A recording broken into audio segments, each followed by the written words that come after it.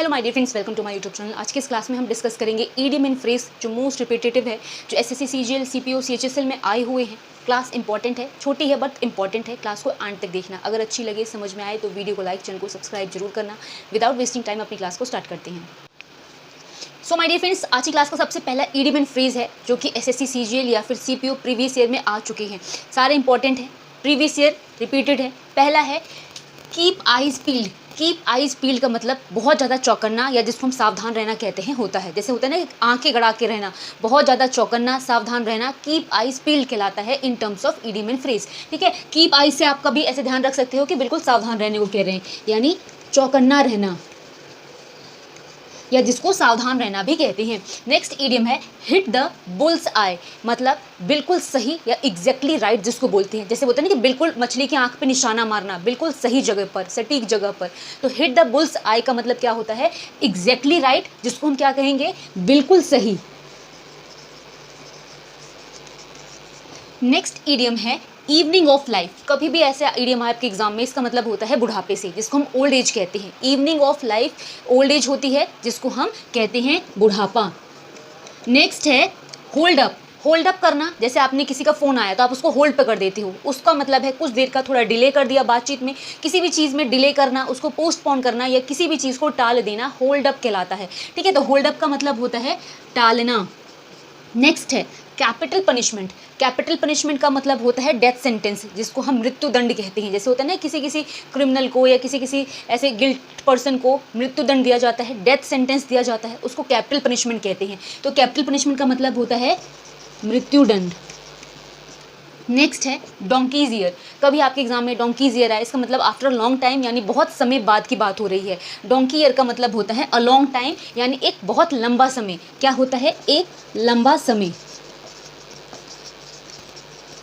Next idiom है cat and nap. कभी भी कैट एंड नैप आए, इसका मतलब शॉर्ट नैप होता है या शॉर्ट स्लीप होता है, जिसको हम झपकी लेना कहते हैं। आपने देखा होगा ना, कई लोग बैठे बैठे सो जाते हैं या फिर थोड़ा सा आराम कर लेते हैं, तो झपकी लेना, थोड़ा सा रेस्ट कर लेना, कैट एंड नैप कहलाता है, जिसको शॉर्ट नैप कहते हैं और हिंदी में झपकी लेना कहते हैं। ठीक है, अब देखो आगे के ईडियम्स को। So my dear friend, next idiom है गेट क्रैशर। कभी भी गेट क्रैशर आए, इसका मतलब होता है बिन बुलाए मेहमान। जैसे हम बोलते हैं ना कि बिना बुलाए जब कोई किसी घर आ जाए, बिन बुलाए मेहमान क्या कहलाता है? Gate crasher in terms of idiom and phrase, जिसको हम क्या कहते हैं? अनइनवाइटेड गेस्ट कहते हैं। ठीक है, जिसका मतलब होता है बिन बुलाया मेहमान। नेक्स्ट है एवरी इंच और जेंटलमैन। एवरी इंच और जेंटलमैन का मतलब होता है जो पूरी तरीके से हो या पूर्णतः हो, जिसको इंटायरली या कंप्लीटली भी कहते हैं। एवरी इंच और जेंटलमैन का मतलब होता है पूर्णतः। नेक्स्ट है at a snail pace. Snail एक एनिमल है जो बहुत धीरे धीरे चलता है, उसको हम क्या कहते हैं ईडियम एंड फ्रेज में? एट अ स्नेल पेस का मतलब जो धीमा हो या बहुत स्लो हो, स्लोली स्लोली जो चीज़ें हो, यानी धीमी बोलते हैं या धीरे बोलते हैं। ठीक है, उसके बाद dressing and down. Dressing and down का मतलब फटकारना होता है, किसी को डांटना होता है, जिसको हम क्या बोलते हैं? To give scolding. स्कॉल्ड मतलब करना, डांटना होता है, किसी को डपटना, फटकारना होता है। तो ड्रेसिंग एंड डाउन कभी आए, इसका मतलब क्या होता है? फटकारना। नेक्स्ट है full of beans. Full of beans का मतलब जोशीला या जोश से भरा हुआ, ऊर्जावान, जिसको बोलते हैं एनर्जेटिक, जिसको हम इंग्लिश में बोलते हैं। फुल ऑफ बीन्स का मतलब होता है जोशीला। नेक्स्ट ईडियम है at iron will. Iron will मतलब दृढ़ संकल्प वाला, जिसका ओपिनियन बिल्कुल फॉर्म हो। ठीक है, जो बहुत मजबूत इरादों वाला हो, उसको आयरन विल कहते हैं। ठीक है, अ फॉर्म ओपिनियन, जिसको हिंदी में दृढ़ संकल्प कहते हैं। नेक्स्ट है get into soup. Get into soup का मतलब होता है चीज़ों को और मुश्किल बनाना, जिसको हम क्या कहते हैं? To make things difficult.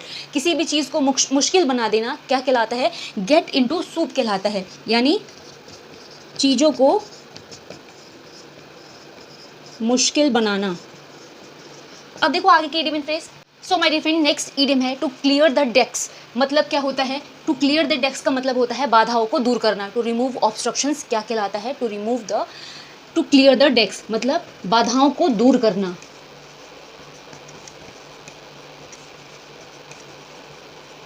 उसके बाद अरेनी डे होता है मुश्किलों भरा दिन। जैसे होता है ना, कई लोग होते हैं जिनके पास घर नहीं है, बारिश हो रही है तो उनके लिए काफ़ी डिफिकल्टी होती है, या फिर ऐसे भी कोई बाहर जाना हो तो बारिश में थोड़ी डिफिकल्टी होती है। तो रेनी डे का मतलब होता है मुश्किल वाले दिन या मुश्किल समय, ठीक है, अ टाइम ऑफ डिफिकल्टी, जिसको हम क्या कहते हैं, मुश्किल समय। नेक्स्ट है call it a day. Call it a day का मतलब जो भी आप काम कर रहे हैं उस काम को ख़त्म करना, यानी to declare the end of a task. किसी भी काम को जो आप कर रहे हो उसको ख़त्म करना कॉल इट अ डे कहते हैं, ठीक है, जिसको हम कहते हैं काम खत्म करना। नेक्स्ट ईडियम है कशी जॉब। कशी जॉब का मतलब होता है फाइनेंशियली कंफर्टेबल जॉब, जहाँ पे आपको पैसे जो आपको पेमेंट मिलती है, फाइनेंशियली आपको बहुत आरामदायक जो नौकरी हो, आर्थिक रूप से जो अच्छी जॉब हो, उसको हम कुशी जॉब कहते हैं, ठीक है। इसका मतलब क्या है, आर्थिक रूप से आरामदायक नौकरी। नेक्स्ट है pillar to post. Pillar to post का मतलब होता है एक जगह से दूसरी जगह तक, ठीक है, जिसको हम क्या कहते हैं, वन प्लेस टू अनदर। ऐसे बोलते हैं ना कि एक बिंदु से दूसरे बिंदु तक या एक जगह से दूसरी जगह तक, उसको हम इडियम एंड फ्रेज लैंग्वेज में पिलर टू पोस्ट बोल देते हैं, ठीक है, यानी एक जगह से दूसरी जगह तक। नेक्स्ट है a damsel in distress. A damsel in distress का मतलब होता है हेल्पलेस वुमेन, जिसको हम असहाय स्त्री बोलते हैं। कभी आपके एग्जाम में ऐसा आए अ डिसमल इन डिस्ट्रेस, इसका मतलब क्या होता है, अ हेल्पलेस वुमेन, असहाय महिला या तो स्त्री को हम अ डिसमल इन डिस्ट्रेस कहते हैं। सो माय डियर फ्रेंड्स, ये जितने भी ईडियम एंड फ्रेज थे मोस्ट रिपीटेड थे, एसएससी सीजीएल सीपीओ में पूछे हुए थे, इंपॉर्टेंट थे। क्लास अगर आपको थोड़ी भी अच्छी लगी हो, समझ में आई हो, तो वीडियो को लाइक, चैनल को सब्सक्राइब करना ना भूलना। मिलेंगे हम अपनी नेक्स्ट क्लास में, तब तक के लिए थैंक्स फॉर वॉचिंग।